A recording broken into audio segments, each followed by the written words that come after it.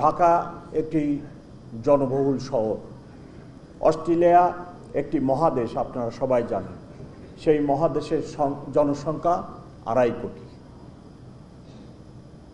আর ঢাকা শহরের জনসংখ্যাই 2.5 কোটি। এত ঘন বসতিপূর্ণ শহর পৃথিবীতে আর একটিও নেই। তার উপর এই শহরের যে পরিকল্পনা সেটি সঠিকভাবে তৈরি করা হয় নাই। চাঁদাবাজি মোকাবেলা করার জন্য শুধু পুলিশ নয়, সমাজের প্রতিটি অঙ্গ সংগঠনকে আগে আসতে হবে। কোথায় চাঁদাবাজি হচ্ছে, কারা করতেছে, চাঁদাবাজির বিরুদ্ধে একটি প্রতিরোধ গড়ে তোলা অত্যন্ত জরুরি হয়ে পড়ছে। চাঁদাবাজির কারণে নিত্যপণ্যের দাম বৃদ্ধি পাচ্ছে।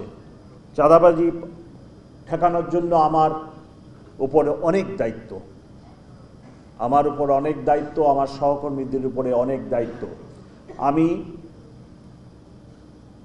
চাঁদাবাজদের হালনাগাদ একটি লিস্ট তৈরি করছি এবং এই লিস্ট 1-2 দিনের মধ্যে সম্পন্ন হলে আমি চাঁদাবাজদের গ্রেপ্তারের জন্য, তাদের বিরুদ্ধে ব্যবস্থা গ্রহণের জন্য অচিরেই পদক্ষেপ গ্রহণ করব। সকলকে যারা এই ধরনের কর্মকাণ্ডে লিপ্ত, আমি তাদেরকে অনুরোধ করব, আপনারা এই কাজে লিপ্ত হবেন না, আমাকে কঠোর আইনি ব্যবস্থা নিতে বাধ্য করবেন না। ছিনতাই, ইদানিং আমার কাছে যে রিপোর্ট, ছিনতাই অনেক বেড়ে গেছে এবং এই ছিনতাইয়ের ঘটনার মধ্যে অধিকাংশ ছিনতাই হচ্ছে মোবাইল ফোন ছিনতাই। বাসে যাত্রী বসে থাকে, পাশে থেকে এসে মোবাইল ফোনটা ছিনায় নিয়ে দৌড় দেয় এবং বিভিন্ন যাত্রীদের থেকে ছিনতাইকারীরা ছুরি দেখায় অথবা এইরূপ একটি কিছু দিয়ে ভয় দেখায় শুধু মোবাইল ছিনতাই ব্যাপক।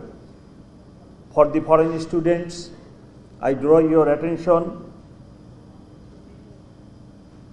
mobile ছিনতাই is on the rise, so you have to take care of your mobile when you are walking on the street, or you are shopping somewhere, or you are having your snacks or something like that at the footpath.